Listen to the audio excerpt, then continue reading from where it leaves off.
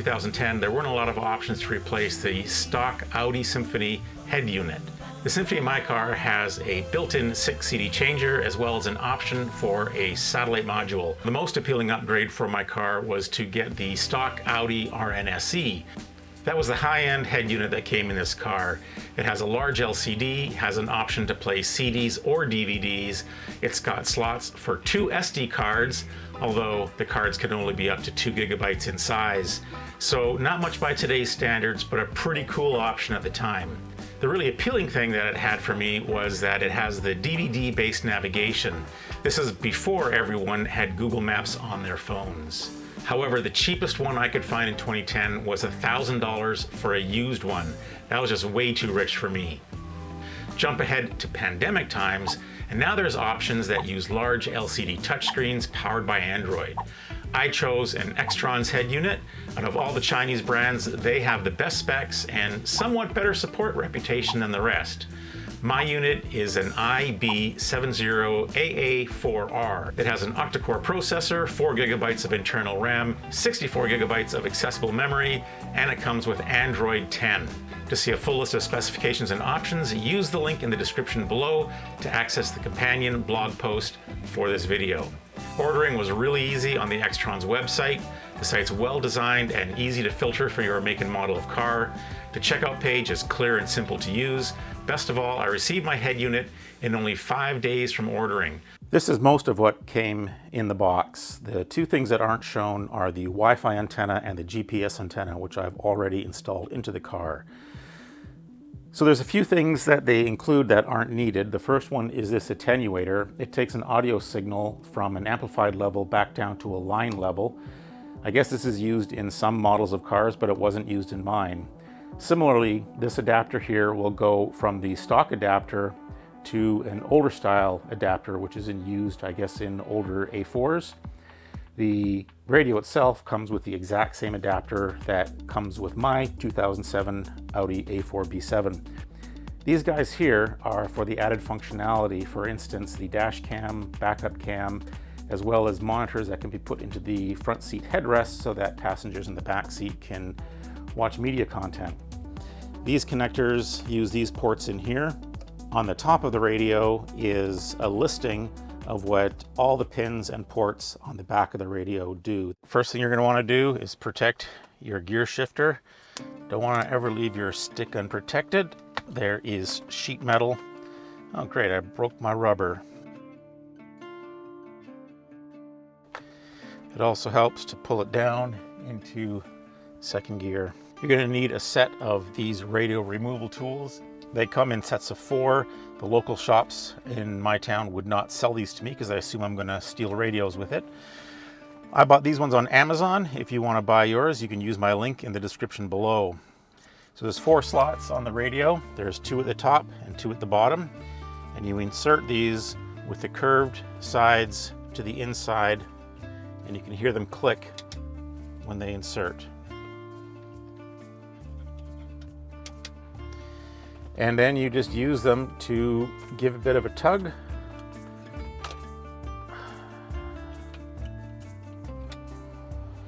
And the radio will come right out. Disconnect the connector at the back by pressing it at the bottom of it. And then the radio, then the antenna connector is at the bottom down on this side. And you push the pin and that will come right off as well. To get the keys out, there's a little spring here. That's the part that holds the radio in. You just push that in with your finger and the keys come right out. This is what the back of both radios look like. You can see in the stock radio, there's just 2 connectors. There's the main connector and the antenna. On the new radio, you can see the main connector looks identical, and it is identical to the stock one. The antenna connector is here, so it's located in a slightly different place, but it is the same connector. Then the new radio also has 4 USB ports. They're USB 2 and they all work.